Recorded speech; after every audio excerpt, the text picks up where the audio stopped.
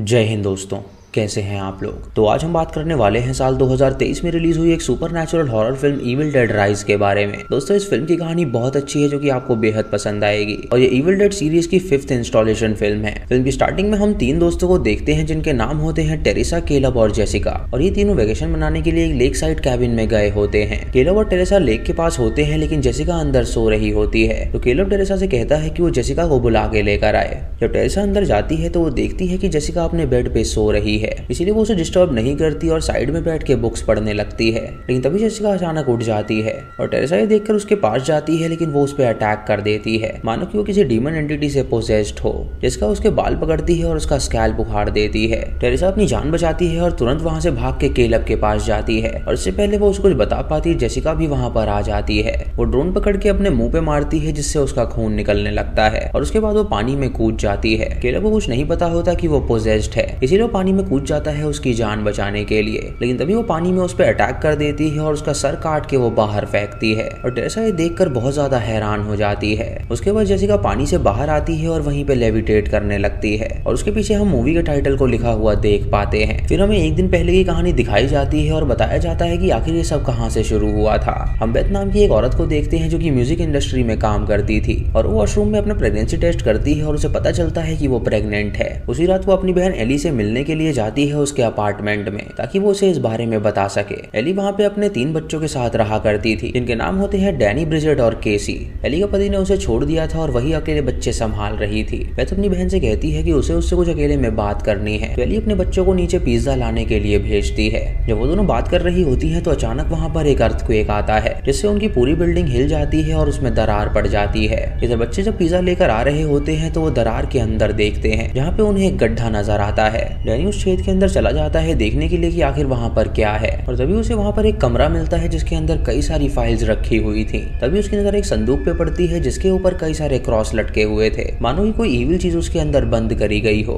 और उसके अंदर एक बुक होती है जिसे वो बाहर निकाल देता है। वहीं पे उसे कुछ टेप्स भी मिलती हैं जिसे वो अपने पास रख लेता है और ब्रिजेट उसे मना करती है कि वो उसे अपने साथ ना लाए, लेकिन वो उसकी नहीं सुनता और उन सारी चीजों को अपने बैग में डाल देता है। एली परेशान हो रही होती है अपने बच्चों के लिए, इसीलिए वो अपने 2 पड़ोसियों से मदद मांगती है। वो दोनों पड़ोसी उसकी मदद करने के लिए तैयार हो जाते हैं, लेकिन तभी उसके बच्चे वहाँ पे आ जाते हैं और वो उन्हें गले से लगा लेती है। डैनी उस बुक को अपने रूम में लाता है लेकिन वो बुक लॉक होती है। जब डैनी उस लॉक को खोलने की कोशिश करता है तो उसकी उंगली उस लॉक से कट जाती है जिससे उसका खून उस बुक पे गिर जाता है और वो बुक अपने आप खुल जाती है। उसके बाद वो और ब्रिजेट उसके अंदर मौजूद तस्वीरें देखने लगते हैं और उन्हें पता चलता है कि उसके अंदर कुछ डीमंस की तस्वीरें हैं। ब्रिजेट उससे कहती है कि ये इमेजेस बहुत ही डिस्टर्बिंग है तो वो यहाँ से जा रही है, लेकिन डैनी अब भी नहीं रुकता और वो जानना चाहता था कि आखिर उसके अंदर क्या है, इसीलिए वो कैसेट्स को सुनने लगता है। उस रिकॉर्डिंग में वो कुछ प्रीस्ट्स को बातें करते हुए सुन पाता है जो कि बताते हैं कि ये बुक का नाम बुक ऑफ डेड है। उसके बाद वो प्रीस्ट कुछ चैंटिंग पढ़ने लगते हैं, लेकिन तभी हम देख पाते हैं कि एक इविल एंटिटी जिंदा हो गई है। एली नीचे कपड़े धोने के लिए जा रही होती है और जब वो लिफ्ट से नीचे पहुंचती है तो वो इविल एंटिटी उस पर हमला कर देती है और उसे पोसेस कर लेती है।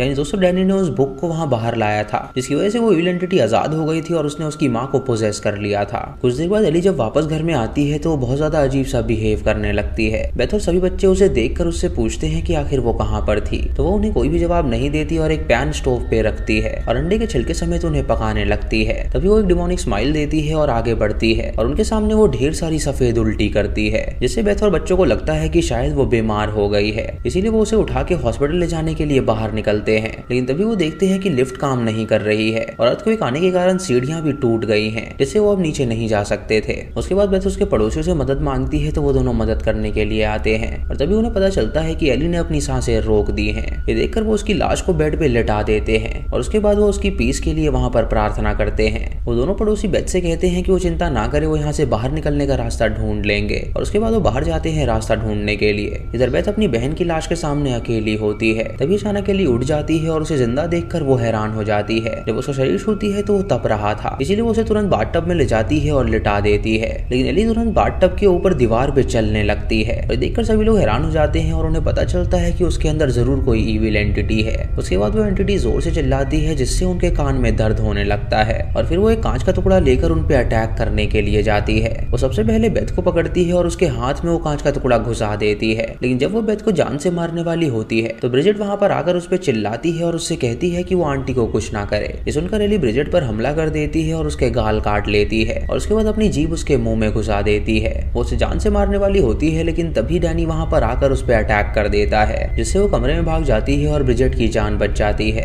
तभी उनका पड़ोसी गेट खोलता है और उनसे पूछता है कि ये कैसी आवाज थी, और जब वो इविल एंटिटी उसको देखती है तो वो बाहर निकल के उस पर हमला कर देती है और वो अपने दांत से उसकी एक आंख निकाल देती है जिससे उसकी वहीं पर मौत हो जाती है। उसके बाद वो उस आंख को दूसरे बंदे के मुंह में थूक देती है जिससे उस बंदे को चोक हो जाता है और वो भी मारा जाता है। अब एली बाहर होती है, इसी बात का फायदा उठाकर बेथ गेट को लॉक कर देती है और उसे जंजीर से बांध देती है ताकि वो अंदर ना आ सके। और उसके पड़ोस में जितने भी लोग होते हैं वो उन सबको एक एक करके जान से मार देती है। बेथ पीछे की खिड़की खोलती है और उसे एक होमलेस मैन जाता हुआ नजर आता है। वो उसे चिल्ला के मदद मांगती है, लेकिन वो उसकी आवाज नहीं सुन पाता। अब वो सभी उस फ्लोर पे ट्रैप हो गए थे और वो वहाँ से बाहर नहीं निकल सकते थे। ब्रिजेट डैनी से कहती है कि ये सब उसकी वजह से हुआ है, ना तो वो बुक वहाँ पर लाता और ना ये सब चीजें होती। बेथ उन दोनों की लड़ाई छुड़वाती है और उनसे कहती है कि वो आपस में बिल्कुल ना लड़े। और उसके बाद डैनी बेथ से कहता है कि वो उसके साथ चले, वो उसे वो बुक दिखाएगा। वो बेथ को अपने रूम में ले जाता है और वो रिकॉर्डिंग्स भी सुनाने लगता है। इधर ब्रिजेट जब किचन में होती है तो वो अपने गाल की तरफ देखती है जिसका घाव बहुत ही तेजी से बढ़ रहा था। तभी ब्रिजेट के आंख, नाक और मुंह से काला पानी निकलने लगता है, जिसे देखकर हम समझ पाते हैं कि वो भी अब धीरे धीरे पोजेस हो रही है। तभी उसके मुंह से ढेर सारे काले कीड़े निकलने लगते हैं और वो भी किसी दूसरे डीमन से पोजेस हो जाती है।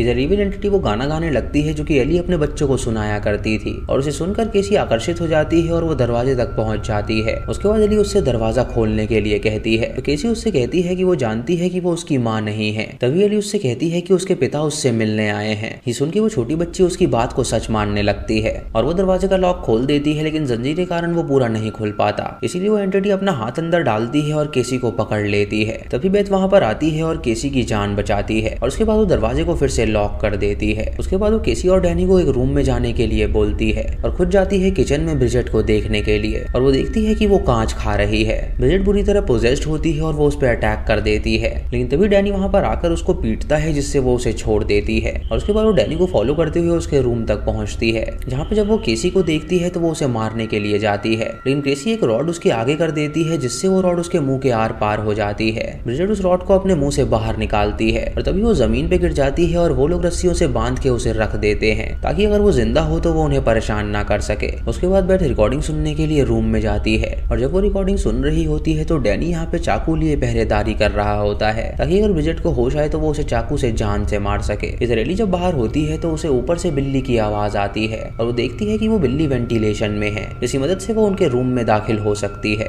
इधर ब्रिजेट को होश आ जाता है और वो इविल एंटिटी फिर से जिंदा हो जाती है। वो डैनी पे अटैक कर देती है और उसका चाकू छीन के उसके हाथ में घुसा देती है और उसके बाद वो उसके ऊपर खून की उल्टी करती है। तभी डैनी वहाँ पे आग जला के उसे जला देता है जिससे ब्रिजेट नीचे गिर जाती है और फिर से बेहोश हो जाती है। इधर बेथ के रूम में वेंटिलेशन के द्वारा एली दाखिल हो जाती है और बेथ जब उसे देखती है तो वो बहुत घबरा जाती है। वो दोनों वहाँ पे लड़ने लगते हैं और एली उसका गला दबाने लगती है। तभी किसी बेथ की तरफ एक चाकू फेंकती है और बेथ उस चाकू को उठा के उसकी नाक में घुसा देती है, जिससे एली कुछ देर के लिए बेहोश हो जाती है और वो दोनों वहाँ से भागने की कोशिश करती हैं। बेथ और किसी जब लिफ्ट में पहुंचती हैं तो वो देखती हैं कि एली उन पे हमला करने आई है, तो बेथ अपने पड़ोसी की गन उठा के उसे शूट कर देती है जिससे उसके हाथ और पैर कट जाते हैं। उसके बाद एली अपनी शक्तियों से सभी मुर्दे लोगों को जिंदा कर देती है और वो सभी एक साथ आके चिपक जाते हैं और हम देख पाते हैं कि वो कई हाथों वाले डीमन बन गए हैं। बेथ और किसी लिफ्ट के अंदर जाती है और देखती है कि दरवाजे के बीच में एक चाबी आ रही थी। किसी उस चाबी को निकाल देती है और लिफ्ट का दरवाजा बंद हो जाता है और जब वो नीचे जाने लगती है तो अचानक उनकी लिफ्ट में खून भरने लगता है। जब उनकी लिफ्ट नीचे आती है तो उसका दरवाजा खुलता है और लिफ्ट के अंदर से ढेर सारा खून निकलता है।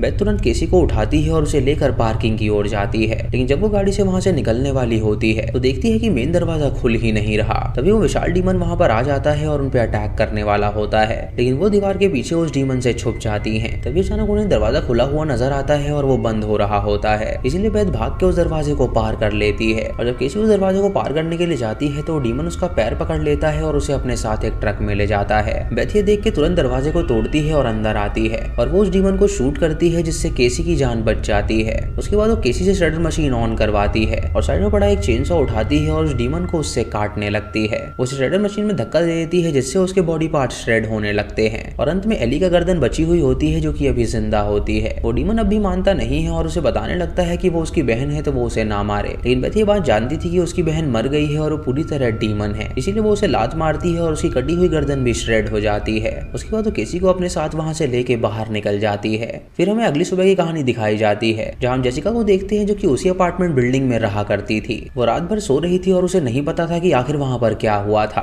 इसीलिए वो तुरंत तैयार होकर लिफ्ट में जाती है क्योंकि वो अपने दो दोस्तों के साथ वेकेशन के लिए जा रही थी जो कि हमें स्टार्टिंग में दिखाए गए थे। जब वो नीचे पार्किंग में जाती है तो उसे वो ट्रक नजर आता है। ये देखकर वो जोर से चिल्लाती है और तभी एक इविल एंटिटी वहां पर आके उस पर अटैक कर देती है जिससे वो पोजेस हो जाती है और उसके बाद तो आप जानते ही हैं कि क्या हुआ था। वो वेकेशन पे गई थी और उसने अपने दोनों दोस्तों को मार डाला था जो कि हमें मूवी के स्टार्टिंग में दिखा दिया गया था। दोस्तों इसी के साथ ही मूवी यहीं पर खत्म हो जाती है। तो दोस्तों ये थी इस फिल्म की कहानी जो कि काफी सिंपल है और अगर आपने इसका पहला पार्ट नहीं देखा है तो आप उसे जरूर देखिएगा, तो इससे आपको चीजें और भी ज्यादा क्लियर हो जाएंगी। दोस्तों बुक ऑफ डेड में कई सारे डेविल दिखाए गए थे और वही सारे डेविल थे जो कि डैनी की वजह से आजाद हो गए थे। बाकी दोस्तों इसका भी सीक्वल जरूर आएगा जिसे देखने के लिए मैं तो बेकरार हूँ और इस मूवी को अगर आपने नहीं देखा है तो आप थिएटर में जाके इसे देख सकते हैं। इस मूवी में बढ़िया हॉरर है और कई सारे जंप स्केयर सीन्स हैं जिसे देखकर आपको मजा आ जाएगा। आपको अगर ये वीडियो पसंद आई हो तो आप हमें कमेंट सेक्शन में जरूर बताएं। चैनल पे नए हैं तो इसे सब्सक्राइब करें और बेल आइकन दबाएं नोटिफिकेशंस के लिए। और दोस्तों वीडियो को लाइक और शेयर करना बिल्कुल मत भूलिएगा। तो मैं मिलता हूँ आपको अगली वीडियो में, तब तक के लिए जय हिंद।